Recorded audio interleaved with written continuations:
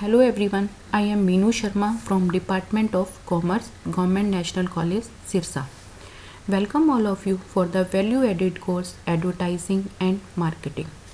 Today we will discuss about buying decision process. First of all, we discuss about buying decision. Buying decision is the process whereby individual decide whether, what, when, where, how and from whom to purchase goods and services. Buying decision is a decision making process. एक decision making process है जहाँ पर consumer ये decide करता है कि उसको क्या प्रोडक्ट चाहिए, कब चाहिए, कहाँ से चाहिए और किससे लेना है, कब खरीदना है, कितना खरीदना है। ये सारा कुछ कंज्यूमर डिसाइड करता है बाइंग डिसीजन प्रोसेस में। Buying decision process is the decision making process of during, before and after the purchase. Buying decision process में हम परचेज से पहले, परचेज के दौरान और परचेज के बाद के सारे स्टेप को इंक्लूड करते हैं। जब कंज्यूमर को नीड अराइज होती है किसी प्रोडक्ट को परचेज करने की, वो सोचता है कि हाँ मुझे ये प्रोडक्ट चाहिए, क्या व्हाट का आंसर मिलता है उसको कि मुझे क्या प्रोडक्ट चाहिए। उसके बाद ये प्रोडक्ट कहाँ से लेना चाहिए, किससे लेना चाहिए, कितना लेना चाहिए, ये सब कुछ डिसाइड करता है। नीड अराइज होती है, अल्टरनेटिव सर्च करता है, सिलेक्ट करता है, परचेज करता है, उसके बाद पोस्ट परचेज करता है कि हाँ ये प्रोडक्ट से मैं सेटिस्फाई हूँ कि नहीं हूँ। ये जितना भी डिसीज़न है ये सारे हमारे बाइंग डिसीजन प्रोसेस में इंक्लूड होते हैं। Buying decision is all psychological, social and physical behavior of potential customer about product and services. Buying decision में किसी भी पोटेंशियल कस्टमर के साइकोलॉजिकल फैक्टर को, सोशल फैक्टर को और फिजिकल फैक्टर को इंक्लूड किया जाता है। साइकोलॉजिकली वो क्या सोचता है, क्या वांट है उसकी और वांट कब नीड बनती है, क्या थॉट्स हैं, क्या बिलीफ हैं, नॉलेज क्या है, सोसाइटी का कल्चर क्या है, एनवायरनमेंट कैसा है, सोशल एनवायरनमेंट, फिजिकल एनवायरनमेंट या फिजिकल बिहेवियर कैसा है पोटेंशियल कस्टमर का। ये सारे फैक्टर हैं जो बाइंग डिसीजन को इफ़ेक्ट करते हैं और इन सारे फैक्टर्स को बाइंग डिसीजन में इंक्लूड किया जाता है। Buying decision is a decision making process where consumer decide when, where and from home to purchase goods और सर्विसेज। यानी इसमें परचेज का डिसाइड, जब कंज्यूमर डिसाइड करता है कि हाँ मुझे कुछ परचेज करना है, वहाँ से लेकर और परचेज करने तक और परचेज के बाद उसका कैसा क्या रिप्लाई आता है, मतलब उसका रिएक्शन क्या होता है कंज्यूमर का कि उसकी परचेज कैसी हुई, वो सेटिस्फाई है कि नहीं सेटिस्फाई, ये सारा कुछ हमारा बाइंग डिसीजन में इंक्लूड होता है। Types of consumer. सबसे पहले हम कंज्यूमर बाइंग डिसीजन प्रोसेस को करने से पहले कंज्यूमर के बारे में देखते हैं कि दो तरह के कंज्यूमर होते हैं और उसके अकॉर्डिंग ही हमारी प्रोसेस भी अलग अलग होती है। जैसे हम पर्सनल कंज्यूमर की बात करते हैं, पर्सनल कंज्यूमर को अल्टीमेट कंज्यूमर भी कहा जाता है। पर्सनल कंज्यूमर कौन से होते हैं? हु परचेज गुड्स और services for their personal use, जो अपने पर्सनल यूज़ के लिए किसी भी प्रोडक्ट को परचेज करते हैं। पर्सनल यूज़ में आ जाता है कि वो अपनी फैमिली को गिफ्ट करते हैं या अपने किसी रिलेटिव को, नेबर को गिफ्ट करते हैं, तो भी उसको पर्सनल कंज्यूमर ही कहा जाएगा। मतलब वो बिजनेस के पर्पस से किसी भी प्रोडक्ट को परचेज नहीं करता जब कंज्यूमर, तो वो पर्सनल कंज्यूमर कहा जाता है या अल्टीमेट कंज्यूमर कहा जाता है। इसको हम हिंदी में अंतिम कंज्यूमर भी कहते हैं कि उसके बाद उस प्रोडक्ट को कहीं भी सेल नहीं किया जाएगा या किसी भी सेल पर्पज से, उसमें मैन्युफैक्चरिंग पर्पज से उसको परचेज नहीं किया गया, बल्कि वो अपने पर्सनल यूज़ के लिए कंज्यूम कर रहा है उस प्रोडक्ट को। जो कंज्यूमर है, चाहे वो पर्सनल यूज़ में किसी को गिफ्ट कर रहा है, अपने नेबर को, रिलेटिव को या अपने फैमिली मेम्बर के लिए परचेज कर रहा है, तो उसे भी पर्सनल कंज्यूमर ही कहेंगे। Second is the organisational consumer. अब जो ऑर्गेनाइजेशनल कंज्यूमर होते हैं वो बिजनेस पर्पज से किसी भी प्रोडक्ट को परचेज करते हैं। हु परचेज गुड्स और सर्विसेज फॉर रीसेल और रिप्रोडक्शन। या तो रीसेल के लिए कंज्यूमर उस प्रोडक्ट को परचेज कर रहा है, जैसे हम रिटेलर की बात करते हैं, रिटेलर होलसेल मार्केट से प्रोडक्ट को परचेज करता है और बाद में अल्टीमेट कंज्यूमर जो हमारे होते हैं उनको सेल कर देता है। मतलब उसने बिजनेस पर्पज से किसी भी प्रोडक्ट को परचेज किया या रिप्रोडक्शन के लिए, यानी कि जैसे मैन्युफैक्चरिंग यूनिट्स हैं, मैन्युफैक्चरिंग यूनिट जब भी किसी प्रोडक्ट को परचेज करती हैं मैन्युफैक्चरिंग पर्पस के लिए, as a raw material purchase करती हैं या एज अ मशीनरी या मशीनरी के पार्ट्स के लिए परचेज करते हैं किसी भी प्रोडक्ट को, मतलब कोई भी ऐसे प्रोडक्ट को परचेज करते हैं जो उनकी मैन्युफैक्चरिंग में हेल्पफुल होता है, तो उसको हम ऑर्गेनाइजेशनल कंज्यूमर कहेंगे। उन्होंने खुद कंज्यूम नहीं करना उस प्रोडक्ट को, बल्कि उस प्रोडक्ट को आगे सेल करने के लिए या किसी भी अलग ऐसे पर्पस के लिए कि जिससे आगे के सेल के लिए या बिजनेस के लिए उस चीज़ को परचेज कर रहे हैं, तो वो ऑर्गेनाइजेशनल कंज्यूमर होते हैं। नेक्स्ट है consumer buying decision process. There is a 6 step in consumer buying decision process, but यही 6 स्टेप नहीं है जो हर कंज्यूमर किसी भी प्रोडक्ट को परचेज करने के लिए इंक्लूड करता है।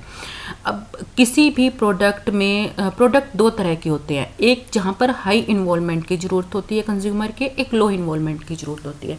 जैसे अगर हम लो इन्वॉल्वमेंट की बात करते हैं, तो अगर हम अपनी डेली लाइफ के लिए किसी भी प्रोडक्ट को परचेज़ करते हैं जिसमें कंज्यूमर को इतना सोचना नहीं पड़ता, हम अपने फॉर एग्ज़ाम्पल घर के लिए कोई प्रोडक्ट ले रहे हैं, कोई शैम्पू ले रहे हैं, टूथपेस्ट ले रहे हैं, तो उसके लिए इतना सोचने की ज़रूरत नहीं है, वो हमारा डेली कंज्यूम का है और ज़्यादा महंगा नहीं होता, तो उसमें हम ये सारे स्टेप को इंक्लूड नहीं करेंगे। बट अगर हाई इन्वॉल्वमेंट की बात करते हैं, जहाँ पर एक को किसी कॉस्टली चीज़ को परचेज कर रहे हैं, जहाँ पर ज़्यादा पैसे लग रहे हैं, ज़्यादा टाइम लग रहा है, तो उस टाइम पर इन स्टेप को इंक्लूड किया जाता है। तो अगर हम बाइंग डिसीजन प्रोसेस की बात करेंगे, तो कोई भी ऐसा प्रोसेस नहीं है जो हर किसी प्रोडक्ट के लिए ही हो भी, हाँ किसी भी प्रोडक्ट को परचेज करना है तो इन सारे स्टेप को उसमें इंक्लूड करना ज़रूरी है। ये सारे स्टेप कम ज़्यादा होते रहते हैं प्रोडक्ट के अकॉर्डिंग। अगर एक जनरली परचेज़ की बात करते हैं, जिसमें हम यूनिवर्सल लेवल पर अगर बात करते हैं कि जहाँ पर एक प्रोडक्ट को परचेज़ करने के लिए नॉर्मली ये सारे स्टेप इंक्लूड हो जाते हैं। जैसे फर्स्ट इज़ द नीड और problem recognition, second is the information and alternative search, third is the evaluation of alternatives, next is the trial and test of product, then purchase decision, and last step is the post purchase evaluation। ये 6 step हैं जो कोई भी consumer किसी भी product को purchase करते time follow करता है। First step is the need और प्रॉब्लम रिकॉग्निशन। नीड कब अराइज होती है किसी भी पर्सन की? कभी जब भी हम किसी की भी प्रोडक्ट को परचेज करते हैं तो उससे पहले उसकी नीड अराइज होती है। एक्चुअल में नीड है क्या? Need is the difference between the real present situation and expected future situation.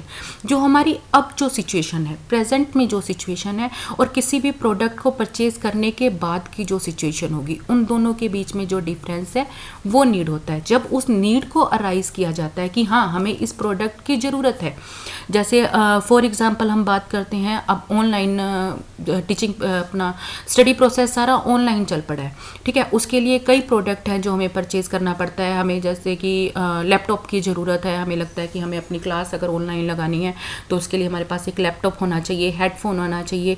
तो हम आज जो सिचुएशन है उसमें हमें नीड अराइज हुई है, हमें ये लगा है कि आज हमारे पास ये चीज़ होनी चाहिए, और उसके बाद अगर वो चीज़ आ जाएगी तब क्या सिचुएशन होगी, इन दोनों के डिफरेंस के, कि तब जो हमारी टीचिंग है या स्टडी है जो हम कंटिन्यूसली कर सकते हैं। तो इन दोनों सिचुएशन का जो डिफरेंस होता है वो नीड होता है। अब जो नीड अराइज होती है उसको 2 फैक्टर अफेक्ट करते हैं, factor affecting need of buyer. First is the internal factor, second is the external factor. Internal factor internally need born होती है, इंटरनल नीड अराइज होती है। फॉर एग्जांपल हंगर, अगर हमें भूख लगी है, हमें लग रहा है कि हमें भूख लगी है, हमें कोई चीज़ खानी चाहिए, और तब हमें लगता है कि हाँ हमें ये प्रोडक्ट उसके लिए परचेज़ करना है। हम मार्केट में घूम रहे हैं और अचानक से हमें ये फील होता है कि हाँ हमें तो भूख लगी है, कोई पहले कुछ खा लेते हैं उसके बाद शॉपिंग कर लेंगे। तो यहाँ पर जो नीड अराइज हुई है वो इंटरनल फैक्टर की वजह से नीड अराइज होती है। Second is the external factor. External factor में हम अपने एनवायरनमेंट को इंक्लूड करते हैं। जैसे जो एडवर्टाइजिंग, मान लो कोई एडवर्टाइजिंग देख ली हमने मार्केट में घूमते हुए, वहाँ पर हमें लगा कि हाँ ये प्रोडक्ट अच्छा है, ये प्रोडक्ट हमारे पास होना चाहिए। या फिर कोई कंपटीटर जैसे यूनिट्स कैंपेन करते रहते हैं, वहाँ पर किसी भी तरीके से कोई भी, या हमारे जो सर्कल, हम अपने फ्रेंड सर्कल की बात करते हैं, अपने रिलेटिव्स की बात करते हैं, वहाँ पर हमने कोई प्रोडक्ट देखा है, हमें लगा कि ये प्रोडक्ट हमारे पास भी होना चाहिए। तो ये एक्सटर्नल फैक्टर्स हैं जो नीड को अराइज करते हैं। Next, second step of buying decision process is information or alternative search. In first step, consumer recognise his need. Consumer अपनी नीड को रिकॉग्नाइज कर लेता है। एक फर्स्ट स्टेप में कंज्यूमर की जो नीड अराइज होती है या प्रॉब्लम अरेज होती है, उस प्रॉब्लम को सोल्व करने के लिए कंज्यूमर एक प्रोडक्ट को सर्च करना स्टार्ट कर देता है, या अपनी नीड को सेटिस्फाई करने के लिए प्रोडक्ट सर्च करता है और उस प्रोडक्ट से रिलेटेड इंफॉर्मेशन कलेक्ट करनी स्टार्ट करता है। मार्केट में कौन कौन से अल्टरनेटिव हैं, कौन उस प्रोडक्ट के कौन कौन से ब्रांड अवेलेबल हैं, उस ब्रांड के क्या क्या, उस प्रोडक्ट को परचेज़ करने के लिए उसमें क्या क्वालिटीज़ होनी चाहिए, कौन से ब्रांड अवेलेबल हैं, किस प्राइस के ब्रांड अवेलेबल हैं, मतलब सारे फीचर्स, जितने भी एक प्रोडक्ट से रिलेटेड फीचर्स होते हैं, उन फीचर्स से रिलेटेड इंफॉर्मेशन कलेक्ट करनी कंज्यूमर स्टार्ट कर देता है। सोर्स ऑफ इंफॉर्मेशन, अब इंफॉर्मेशन कलेक्ट करनी है तो उसके लिए कंज्यूमर अपने सोर्सेज को यूज़ करता है, अपने सोर्सेज के थ्रू इंफॉर्मेशन कलेक्ट करता है और अल्टरनेटिव, जितने भी उस प्रोडक्ट के अल्टरनेटिव होते हैं उनको सिलेक्ट करता है कि हाँ मुझे इस प्रोडक्ट के लिए मैं इस ब्रांड के प्रोडक्ट को परचेज़ कर सकता हूँ, या अपनी इस प्रॉब्लम को सोल्व करने के लिए मेरे पास ये प्रोडक्ट है। फॉर एग्जाम्पल, अगर हमने एक लैपटॉप परचेज़ करना है तो मार्केट में किस किस ब्रांड के लैपटॉप अवेलेबल है और उनकी क्या क्या क्वालिटीज़ हैं, उनकी स्पीड के लिए रैम कैसी है, ये सारा कुछ इस ऐसी इंफॉर्मेशन कलेक्ट करनी स्टार्ट कर देते हैं। या कोई कार परचेज़ करनी है, किस ब्रांड की कार अवेलेबल है, इस प्राइस में कौन सा मॉडल अवेलेबल है जो मेरी नीड को सेटिस्फाई कर सके। यानी कि अगर हमें 5 सीटर की ज़रूरत का है, या 7 सीटर कार की ज़रूरत है, या स्कूटी की ज़रूरत है, या बाइक की ज़रूरत है, तो उससे रिलेटेड अल्टरनेटिव सर्च करना स्टार्ट कर देता है कंज्यूमर। सोर्स ऑफ इंफॉर्मेशन में फर्स्ट सोर्स है पर्सनल सोर्सेज। पर्सनल सोर्सेज में इंक्लूड होते हैं कस्टमर के जो पर्सनल रिलेशन में आते हैं, यानी कि फॉर एग्जांपल जैसे उसके फैमिली मेम्बर हो गए, या नेबर हो गए, या उसका खुद का सर्कल हो गया, पीयर ग्रुप हो गया जिसके साथ वो रह रहा है, वहाँ पर वो इंफॉर्मेशन कलेक्ट करनी स्टार्ट कर देता है उनसे। कोई नया, फॉर एग्जांपल एक स्टूडेंट को अगर किसी नए फ़ोन की ज़रूरत है जो उसकी ऑनलाइन स्टडी मटेरियल उसके लिए ईज़िली उस पर वो कोई ऐप डाउनलोड करे और ईज़िली वो स्टडी मटेरियल उसको अवेलेबल हो जाए, इस तरह से। तो जो उसका पीयर ग्रुप कौन सा फ़ोन यूज़ कर रहा है, किस मॉडल का फ़ोन यूज़ कर रहा है, ये सारा कुछ वो मतलब इससे रिलेटेड इंफॉर्मेशन कलेक्ट करनी स्टार्ट कर देता है। Second is the commercial sources. Commercial sources में आ जाता है हमारा एडवर्टाइजमेंट आ जाती है, या इंटरनेट आ जाता है, जहाँ से प्रोडक्ट या फिर कोई भी कंपनी अपने पैम्पलेट जो बनवाती है उसे उसमें इंफॉर्मेशन कलेक्ट मिल जाती है। मतलब जितने भी कमर्शियल सोर्सेज है उससे इंफॉर्मेशन, सबसे पहले वो अपने पर्सनल सोर्सेज को यूज़ करेगा और पर्सनल सोर्सेज से इंफॉर्मेशन कलेक्ट करनी स्टार्ट कर देगा। बट अगर पर्सनल सोर्सेज से भी सेटिस्फाई नहीं हो पाता, अभी उसको और इन्फॉर्मेशन की ज़रूरत है, तो अब वो सेकेंडली कमर्शियल सोर्सेज को यूज़ करेगा और कमर्शियल सोर्सेज के थ्रू इंफॉर्मेशन कलेक्ट करनी स्टार्ट करेगा, जिसमें हमारे एडवर्टाइजमेंट और इंटरनेट को हम इंक्लूड करते हैं। Third is the empirical sources.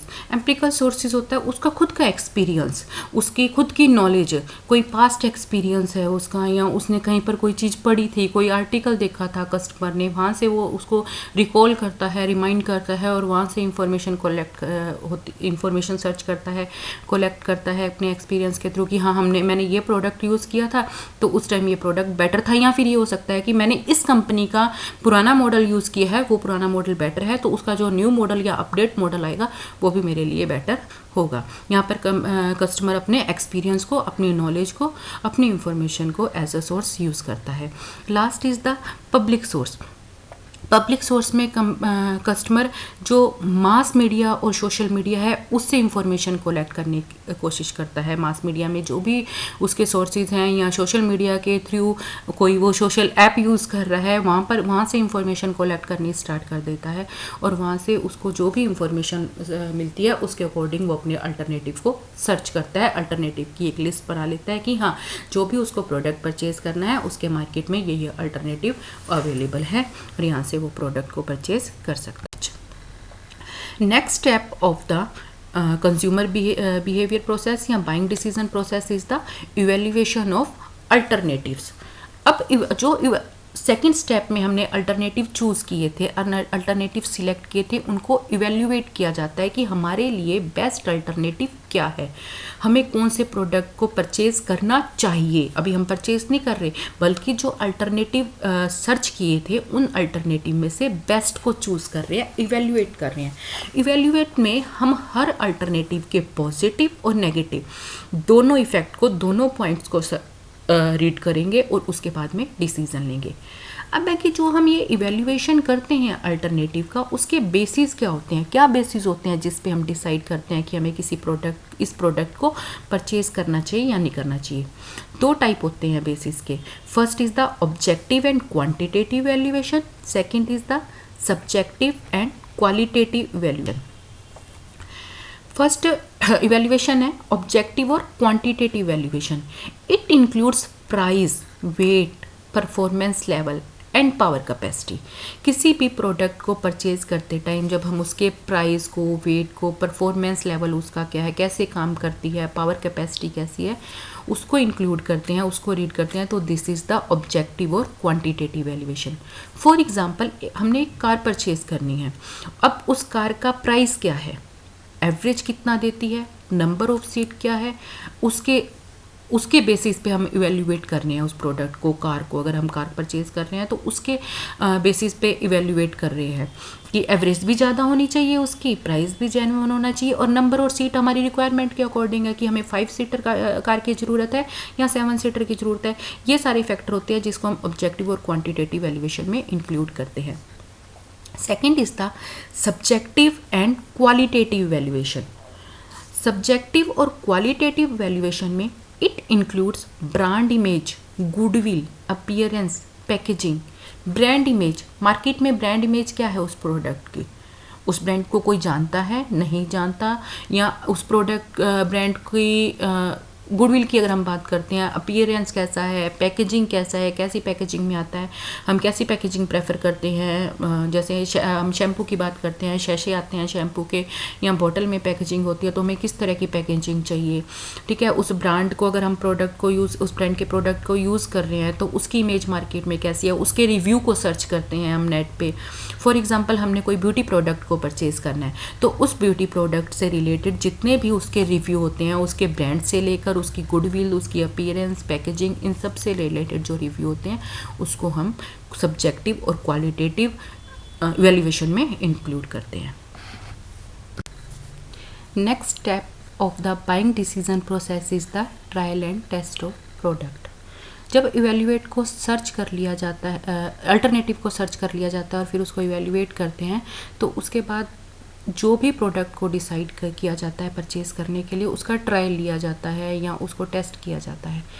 Trial and test of product जो स्टेप है, इसको हम हर प्रोसेस में इंक्लूड नहीं कर सकते भी। हाँ, कोई भी प्रोडक्ट परचेज़ कर रहे हैं तो उसमें इस स्टेप को इंक्लूड नहीं कर सकते, क्योंकि कई ऐसे प्रोडक्ट होते हैं जिनका ट्रायल और टेस्ट पॉसिबल ही नहीं होता, बट कई प्रोडक्ट का ट्रायल और टेस्ट लिया जा सकता है। फॉर एग्जांपल व्हीकल की अगर हम बात करते हैं तो व्हीकल को परचेज़ करने से पहले, हमने कोई कार परचेज़ करनी है तो उसके परचेज़ करने से पहले हम उसके शोरूम पे जाके टेस्ट ड्राइव कर सकते हैं। टेस्ट ड्राइव के थ्रू पता लगाया जा सकता है कि वो गाड़ी चलने में कैसी है, या उसके बारे में कंफर्टेबल सीट कंफर्टेबल है कि नहीं है, बैठ के पता चल सकता है। इसी तरह अगर हम कोई जैसे इसमें 3 पॉइंट्स हमने इंक्लूड किए हैं trial and test of product में। First is the use of free sample. अगर हम किसी प्रोडक्ट का मार्केट में फ्री सैंपल अवेलेबल है तो उस सैंपल को यूज़ करके पता कर सकते हैं कि ये प्रोडक्ट कैसा है। जैसे फॉर एग्जांपल किसी शैम्पू को यूज़ करना है हमने, तो उस शैम्पू का कोई शैशे किसी चीज़ के साथ फ्री में आ जाता है या फ्री सैंपल अवेलेबल होता है, कंपनी फ्री सैंपल अवेलेबल कराती है, तो उसके थ्रू हम पता कर सकते हैं कि ये शैम्पू हमारे लिए ठीक है या नहीं है। या कंज्यूम इन स्मॉल क्वांटिटी और परचेज इन स्मॉल क्वांटिटी। अगर हमें कोई ऐसा प्रोडक्ट है जो लार्ज क्वांटिटी में चाहिए बट हमें अब डिसाइड नहीं कर पा रहे कि हम इस प्रोडक्ट को परचेज़ करें ना करें, उस टाइम पर हम उसकी स्मॉल क्वांटिटी कुछ मात्रा में उस प्रोडक्ट को परचेज़ कर लेते हैं और उसको कंज्यूम करके देखते हैं कि हाँ ये प्रोडक्ट हमारे लिए बेनिफिशरी है कि नहीं है। उसके बाद डिसाइड किया जाता है कि ये प्रोडक्ट को परचेज़ करना है या नहीं करना। Test drive of the vehicle, अभी मैंने जैसे एग्जांपल दिया, हमने किसी कार को परचेज़ करना है तो वहाँ पर टेस्ट ड्राइव करके उस व्हीकल की, या कोई बाइक खरीदनी है, स्कूटी लेनी है, तो उसकी टेस्ट ड्राइव के थ्रू हम उस प्रोडक्ट को टेस्ट ट्रायल किया जा सकता है कि ये प्रोडक्ट हमारे लिए कैसा है। बट ये जितने भी एग्जाम्पल मैंने दिए हैं ये हर प्रोडक्ट में हम यूज़ नहीं कर सकते कि हाँ, कई बार ये होता है कि जैसे फॉर एग्ज़ाम्पल कोई हमने इलेक्ट्रॉनिक इक्विपमेंट जैसे कोई फ्रिज परचेज़ करनी है या वॉशिंग मशीन परचेज़ करनी है तो हम उसका डेमो तो देख सकते हैं, डेमो के थ्रू हम पता कर सकते हैं कि प्रोडक्ट कैसा है, बट उसका ना तो फ्री सैंपल अवेलेबल है, ना हम स्मॉल क्वांटिटी में परचेज़ कर सकते हैं, ना उसका टेस्ट अवेलेबल है, तो खाली ओनली हम इसका डेमो देख सकते हैं कि हाँ ये प्रोडक्ट कैसा है। इसी तरह कुछ और ऐसे प्रोडक्ट होते हैं जहाँ पर हमें डेमो भी नहीं पता चलता। हम अगर क्लॉथ मार्केट की बात करते हैं कि हमने कोई क्लॉथ को परचेज़ करना है, फॉर एग्जाम्पल अगर हम कोई क्लॉथ परचेज़ कर रहे हैं तो उस क्लॉथ को हमें परचेज़ करके ही पता चलेगा, उस पर पैसे लगाकर पेमेंट कर ही हमें पता चलेगा कि उस क्लॉथ की क्वालिटी कैसी है। और बाद में हो सकता है कि वो क्वालिटी वाइज ठीक ना हो, बट हमने फिर भी उस प्रोडक्ट को परचेज़ कर लिया ना, उस क्लॉथ को परचेज़ कर लिया, तो उसका ट्रायल और टेस्ट पॉसिबल नहीं है। तो जो trial and test of product है उसको हम हर प्रोसेस में हर प्रोडक्ट के लिए इंक्लूड नहीं कर सकते। कुछ ही ऐसे प्रोडक्ट होते हैं जहाँ पर हम इस स्टेप को इंक्लूड करते हैं। Next step is the purchase decision. First of all, purchase decision may be positive or negative. सारे स्टेप को फॉलो करने के बाद कंज्यूमर डिसाइड करता है कि उसको परचेज़ करना चाहिए या नहीं करना चाहिए। मीन्स परचेज़ डिसीज़न पॉजिटिव भी हो सकता है, नेगेटिव भी हो सकता है। ज़रूरी नहीं है कि अब जब उसने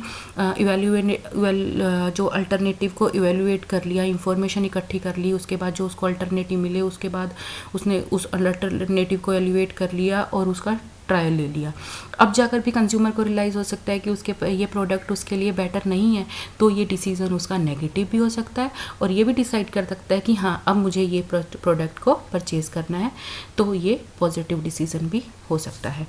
purchase decision is a process to decide the product purchase और नॉट। परचेज़ को खरीदना है या नहीं खरीदना, ये होता है परचेज़ डिसीज़न। परचेज़ डिसीज़न हमेशा ही ये नहीं है कि परचेज़ डिसीज़न का मतलब परचेजिंग ही है कि हमने परचेजिंग कर ली तो this is the purchase decision. Not, अगर हमने ये डिसाइड कर लिया कि परचेज़ नहीं करना तो this is also the purchase decision. And अगर हम ये डिसाइड कर लेते हैं कि हमें प्रोडक्ट को परचेज़ करना है तो यहाँ पर ये भी डिसाइड हो जाता है कि कौन से ब्रांड को किस कंपनी के प्रोडक्ट को परचेज़ करना है, किस ब्रांड के प्रोडक्ट को परचेज़ करना है। There are some factors which affect the purchase decision. Purchase decision को कुछ फैक्टर इफेक्ट करते हैं। फॉलोइंग फैक्टर्स आर ब्रांड, किसी भी प्रोडक्ट का ब्रांड कैसा है, ब्रांड की इमेज कैसी है, उसके अकॉर्डिंग हम डिसाइड करते हैं परचेज़ डिसीज़न की परचेज़ करना है या नहीं करना। Second is the price is the very important factor. अगर ये लगता है कि कॉस्टली है, अब प्राइस भी कंज्यूमर टू कंज्यूमर वेरी करता है। अगर फॉर एग्जांपल किसी पर्सन की इनकम 50,000 है और कोई उसने ऐसा प्रोडक्ट परचेज़ करना है जहां उसका उस प्रोडक्ट की प्राइस 10,000 है तो वो उसके लिए इफ़ेक्ट करेगा वो प्राइस। बट अगर किसी पर्सन की कंज्यूमर की इनकम 1 लाख रुपीज़ है और जो उसमें से 10,000 खर्च करना है या 5,000 खर्च करना है तो वो उसके लिए ज़्यादा इम्पोर्टेंट नहीं है। तो प्राइस भी बहुत इंपॉर्टेंट फैक्टर है। प्राइस के अकॉर्डिंग, अब प्राइस किस लेवल पर इफेक्ट करता है उसके अकॉर्डिंग कंज्यूमर परचेज डिसीजन लेता है। Third is the behaviour of salesman का बिहेवियर के अकॉर्डिंग कि सेल्समैन कैसा है, वो अपने प्रोडक्ट को किस तरह रिप्रेजेंट कर रहा है, कैसी मार्केटिंग कर रहा है, उसका बिहेवियर कैसा है कस्टमर के साथ, ये फैक्टर है जो इफेक्ट करेंगे। Next is the image of the salesman, market में सेल्समैन की इमेज कैसी है। अगर वो गुड क्वालिटी प्रोडक्ट को सेल कर रहा है भी, हाँ उसकी इमेज ऐसी है कि इसके पास जो भी हम प्रोडक्ट परचेज़ करेंगे वो गुड क्वालिटी का होगा तो ऑब्वियसली हम उससे परचेज़ कर लेंगे। बट अगर मार्केट में इमेज ही ऐसी है कि ये कॉस्टली भी देता है प्रोडक्ट को और ज़्यादा वैरायटी भी नहीं है या ज़्यादा अच्छी क्वालिटी भी नहीं है, तो हम उस सेल्समैन के पास जाएंगे ही नहीं। नेक्स्ट है गारंटी और सर्विसेज। किसी भी प्रोडक्ट की गारंटी वारंटी क्या है। सेकंड, सर्विसेज क्या है। पोस्ट परचेज, कई प्रोडक्ट ऐसे हम पर होते हैं जहाँ पर पोस्ट परचेज सर्विस की ज़रूरत बहुत ज़्यादा होती है। जैसे हम कोई व्हीकल परचेज़ कर रहे हैं या कोई इलेक्ट्रॉनिक्स इक्विपमेंट परचेज़ कर रहे हैं, अपने घर के लिए हम कोई ऐसा प्रोडक्ट परचेज़ कर रहे हैं, वॉशिंग मशीन परचेज़ कर रहे हैं जहाँ पर आगे कोई दिक्कत आ सकती है कि हाँ ख़राब हो सकती है, वो उसके डेमो की ज़रूरत है, तो उस टाइम पर परचेज़ के बाद उसकी सेल्समैन की सर्विसेज कैसी है, उस ब्रांड की सर्विसेज कैसी हैं, ये भी मैटर करता है। आज तो हम उस प्रोडक्ट को ख़रीद रहे हैं तो हमें सस्ता भी लग रहा है, अच्छा भी लग रहा है, बट अगर उस प्रोडक्ट की बाद में सर्विसेज ही नहीं मिलेंगी हमें कंपनी की तरफ से तो हम उस प्रोडक्ट को परचेज़ नहीं करेंगे। सप्लीमेंट्री प्रोडक्ट, जो प्रोडक्ट के साथ सप्लीमेंट्री प्रोडक्ट्स आते हैं उसके बारे में सोचकर भी डिसाइड किया जा सकता है कि हम प्रोडक्ट को परचेज़ करें। कई ऐसे प्रोडक्ट होते हैं जिसके साथ सप्लीमेंट्री प्रोडक्ट की ज़रूरत होती है, बट अगर हमें वो प्रोडक्ट फ्री में मिल रहे हैं या ईजिली अवेलेबल है मार्केट में। कार की अगर हम बात करते हैं, कार को परचेज़ कर रहे हैं, कार के साथ अदर सप्लीमेंट्री प्रोडक्ट चाहिए, सीट कवर चाहिए या मैट वगैरह चाहिए, तो म्यूज़िक सिस्टम चाहिए, तो सप्लीमेंट्री प्रोडक्ट मार्केट में अवेलेबल है या कंपनी कुछ प्रोडक्ट उसमें से एज अ गिफ्ट भी दे सकती है कंज्यूमर को। तो ये सारी चीज़ें हैं, ये सारे फैक्टर हैं जो हमारे परचेज डिसीजन को इफ़ेक्ट करते हैं। इन फैक्टर्स के अकॉर्डिंग हम डिसाइड करते हैं कि हमें इस प्रोडक्ट को परचेज करना चाहिए या नहीं करना चाहिए। Next and last step of the buying decision process is post purchase evaluation. किसी भी प्रोडक्ट को परचेज़ करने के बाद क्या रिएक्शन होता है कंज्यूमर का, उसके बाद क्या बिहेवियर होता है, उसको इंक्लूड करते हैं हम पोस्ट परचेज़ इवैल्यूएशन में। The post purchase behaviour is the stage of buyer decision process in which consumer take further decision after purchase based on their satisfaction or dissatisfaction। Consumer कोई भी product को purchase करने के बाद decide करता है कि वो उस प्रोडक्ट से सेटिस्फाई है या डिससेटिस्फाई है। सेटिस्फाई और डिससेटिस्फाई क्या होता है, अगर हम कंज्यूमर की जो नीड थी वो नीड फुलफिल हो जाती है उस प्रोडक्ट को परचेज़ करने के बाद तो ऑब्वियस सी बात है वो सेटिस्फाई होगा। बट अगर उसकी नीड ही फुलफिल नहीं होती, जिस पर्पज़ के लिए उसने उस प्रोडक्ट को परचेज़ किया था वो पर्पस उसका फुल हो ही नहीं रहा, मतलब उस पर्पस को वो पूरा ही नहीं कर पा रहा, तो वो डिससेटिस्फाई हो जाता है कंज्यूमर। तो पोस्ट परचेज बिहेवियर वो स्टेज है जहाँ पर ये डिसाइड किया जाता है कि कंज्यूमर ने जिस पर्पस के लिए किसी प्रोडक्ट को परचेज किया था उसका वो पर्पस सोल्व हुआ या नहीं हुआ। उसी पर्पस के थ्रू मतलब ये डिसाइड किया जाता है कि कंज्यूमर सेटिस्फाई है या dissatisfy. The large gap between expectation and performance means consumer dissatisfaction. Consumer ने जो एक्सपेक्टेशन थी, जो कंज्यूमर की नीड थी वो फुलफिल हुई या नहीं हुई, और जो कंज्यूमर की एक्सपेक्टेशन थी और जो उस प्रोडक्ट की परफॉर्मेंस है, इन दोनों के बीच में गैप कितना है। अगर गैप ज़्यादा है मतलब जो कंज्यूमर एक्सपेक्टेड करता था वो उसने मिला ही नहीं उस प्रोडक्ट से, उसे जो उस प्रोडक्ट की परफॉर्मेंस थी उससे वो चीज़ मिली ही नहीं, जिस पर्पज़ के लिए उसने उस प्रोडक्ट को परचेज़ किया था वो पर्पस उसका सॉल्व ही नहीं हुआ, और उन दोनों के बीच में उसकी एक्सपेक्टेशन मतलब जो कंज्यूमर की प्रेजेंट सिचुएशन है और जो उसकी पास्ट की सिचुएशन थी, उन दोनों के बीच में एक्चुअली क्या डिफरेंस है। Past situation of the consumer and present situation of the consumer, किसी प्रोडक्ट को परचेज़ करने से पहले और परचेज़ करने के बाद आज की डेट में कंज्यूमर की क्या सिचुएशन है, उन दोनों सिचुएशन के बीच में अगर गैप ज़्यादा है तो मतलब कंज्यूमर डिससेटिस्फाई है, क्योंकि जिस पर्पज़ के लिए उसने प्रोडक्ट को परचेज़ किया था उसका वो पर्पज़ सॉल्व नहीं हुआ। यहाँ पर एक टर्म आती है कॉग्निटिव डिसोनेंस की। Cognitive dissonance is the discomfort caused a post purchase conflict. Post purchase के बाद जब कॉन्फ्लिक्ट होता है, मतलब फॉर एग्ज़ाम्पल हम कोई भी प्रोडक्ट परचेज़ करते हैं, फॉर एग्ज़ाम्पल हमने एक शर्ट परचेज़ की है और उस ड्रेस परचेज़ की है। ड्रेस को परचेज़ करने के बाद हमें ये रियलाइज़ होता है कि हमने जिस पर्पज़ के लिए मैरिज पे जाना था उसके लिए ये ड्रेस परचेज़ की है, बट ये उसके अकॉर्डिंग नहीं है। हमारे परचेज़ करने के बाद हमारे दिमाग में आता है, या फिर हम कोई ऐसे वॉशिंग मशीन परचेज़ कर रहे हैं, कोई भी इलेक्ट्रॉनिक इक्विपमेंट परचेज़ कर रहे हैं, लैपटॉप स्टडी मटेरियल के लिए लैपटॉप परचेज़ किया है बट वो फुलफिल ही नहीं हो रहा, उसमें कोई ना कोई प्रॉब्लम आ रही है या कोई भी मैकेनिकल इशू हो सकता है, कुछ भी इशू हो सकता है, इस वजह से हम ये लगता है कि हाँ ठीक है, जिस पर्पज़ के लिए परचेज़ किया था वो फुलफिल नहीं हो रहा। तो ये जो सिचुएशन होती है वो होती है कॉग्निटिव डिसोनेंस की, जब कंज्यूमर डिससेटिस्फाई होता है किसी भी प्रोडक्ट को परचेज़ करने के बाद और उसके दिमाग में कॉन्फ्लिक्ट शुरू हो जाता है कि हाँ मैंने ज़्यादा पैसे लगा दिए, मुझे इस पर और सर्च करनी चाहिए थी, मार्केट में इससे बेटर अल्टरनेटिव है, मुझे वो चूज़ करना चाहिए था, मैंने जल्दबाजी कर दी, मैंने अच्छे से सर्च नहीं किया, इंटरनेट पे देखना चाहिए था, रिव्यू पढ़ने चाहिए थे, इस तरह के काफ़ी सारी मतलब थॉट्स आने लग जाती है। और वो सारी जो थॉट्स होती है वो डिससेटिस्फेक्शन से रिलेटेड होती है। कंज्यूमर डिससेटिस्फाई हो जाता है उस प्रोडक्ट से परचेज़ करने के बाद, वो अनहैप्पी रहता है कि हाँ मुझे ये प्रोडक्ट परचेज़ नहीं करना था। This situation is the cognitive dissonance. If there is no gap between expectation and performance, it may lead to customer satisfaction and customer is happy. अगर कस्टमर की जो एक्सपेक्टेशन थी और जो परफॉर्मेंस है प्रोडक्ट की उसके बीच में कोई गैप नहीं है, मतलब उसने जिस पर्पज़ के लिए प्रोडक्ट को परचेज़ किया था उसका पर्पज़ फुलफिल हो गया और अच्छे से हुआ, मतलब कि उसको कोई भी ऐसी प्रॉब्लम नहीं आई, उसको फुली सेटिस्फाई हो जाता है कंज्यूमर कि हाँ मैंने ये प्रोडक्ट इस पर्पज़ के लिए, वो क्वालिटी अच्छी होती है उस प्रोडक्ट की। यहाँ होता है ना, फॉर एग्जांपल हम कोई प्रोडक्ट को परचेज़ करते हैं और फिर सारे हमसे पूछते हैं कि हाँ ये आपने कहाँ से परचेज़ किया, हमने मैरिज में पहनने के लिए ड्रेस परचेज़ की, तो सारे पूछते हैं ड्रेस तो बहुत अच्छी है, कहाँ से परचेज़ की, तो वहाँ पर कंज्यूमर हैप्पी फील करता है और कंज्यूमर फुली सेटिस्फाई होता है। और जब कंज्यूमर सेटिस्फाई होता है तो कंज्यूमर और उस ब्रांड की जो रिलेशनशिप है, की बॉन्डिंग है, वो बेटर हो जाते हैं और भी ज़्यादा। ये थे 6 स्टेप जब हम कंज्यूमर एंडिंग जो हमारा एंड कंज्यूमर होता है, अल्टीमेट कंज्यूमर होता है, पर्सनल कंज्यूमर होता है, किसी भी प्रोडक्ट को परचेज़ करता है तो उसमें ये सारे स्टेप को, प्रोसेस को इंक्लूड किया जाता है। बट ये सारे स्टेप और ये सारी प्रोसेस जितने भी हमने 6 स्टेप किए हैं ये हर प्रोडक्ट में यूज़ नहीं किए जा सकते। Now we will discuss about buying decision process for new product. अगर कंपनी नया प्रोडक्ट लॉन्च करती है तो कंज्यूमर उसको कैसे बाय करता है, क्या प्रोसेस फॉलो करता है उस प्रोडक्ट को परचेज़ करने के लिए। First is the awareness. Awareness is when the consumer become aware of the new product but lack information.